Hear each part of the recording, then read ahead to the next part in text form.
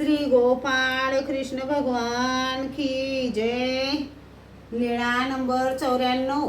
पुरात पोथांना नाथोबासाचे रक्षण। एके दिवशी सर्वज्ञांना सकाळचा पूजा वसर झाला। नंतर सर्वज्ञ फिरायला गेले। सिंह नारायणाच्या पश्चिमेस भांडे भेदनाजवळ उभे राहिले। गंगा दोन्ही काठ भरून वाहत होती। सर्वज्ञ म्हणाले, ओ वानर्या मंडळीका, तुम्ही एवढ्या पुरात पलीकडे जाल हो?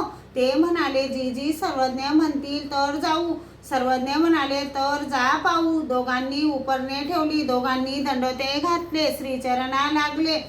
मग दोघांनी पुरात उड्या टाकल्या। पलीकडच्या काठाला पोचत नाहीत तोच सर्वज्ञांनी बोलवले। सर्वज्ञ म्हणाले, मंडळीका, वानरे परत या हो। सर्वज्ञांनी उपरणे दाखवून बोलवले आणि दोघे परतले। मध्यभागी आले आणि पुन्हा जायला सांगितले। पुन्हा बोलवले। भट्टोबास पोहून आले, पण नाथोबा मात्र व्हायला लागले। तेव्हा भक्तजन ओरडले, जी सर्वज्ञांचा दास नाथोबा व्हायला लागला जी। आणि सर्वज्ञ काठाने गेले। सर्वज्ञ म्हणाले, येतेच हो मंडळीका, येतेच हो मंडळीका। असे म्हणत सर्वज्ञांनी उपरणे फिरवले आणि नाथोबांना एकाएकी ठाव लागला।